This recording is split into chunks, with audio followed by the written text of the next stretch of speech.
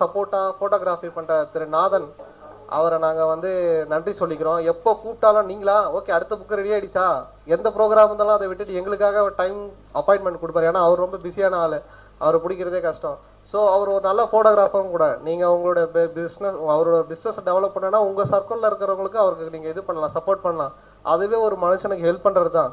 So அவருடைய ஒரு வாட்டி நீங்க அவருக்கு வாய்ப்பு கொடுத்தீங்கனாலே தெரியும் அவருடைய கைவண்ணம் எப்படி இருக்கும் போட்டோஸ். ஏன்னா நான் 2 ப்ரோக்ராம் பண்ணியிருக்கோம். அவர் நல்லா போட்டோ எடுத்து எங்களுக்கு ஆல்பம் பண்ணி கொடுத்துருக்காரு.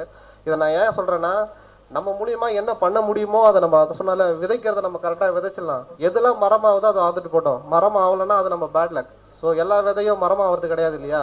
ஸோ அதனால என்ன சொல்றாரு, உங்களால முடிஞ்ச ஆதரவும் அவர்கிட்ட கொடுங்க, அவர் நல்லா சிறப்பாக செஞ்சு தருவாரு. இப்பொழுது நாதன் அவர்களுக்கு ஒரு பொன்னாடை போடுறாங்க. நீங்க தான் வரணும், வாங்க. திரு கல்யாண சுந்தரம் கோச் அவர்களை கூப்பிடுறோம். கல்யாண சுந்தரனை கூப்பிட்டோம்னா எங்களுக்கு அவர் அறிமுகப்படுத்தி வச்சது அவர் தான். ஸோ இந்த மாதிரி ஒரு நல்ல மனிதர்கள் உங்களை சுத்தி இருந்தாலே உங்க வாழ்க்கையில நல்ல விஷயம் கண்டிப்பா நடக்கும்.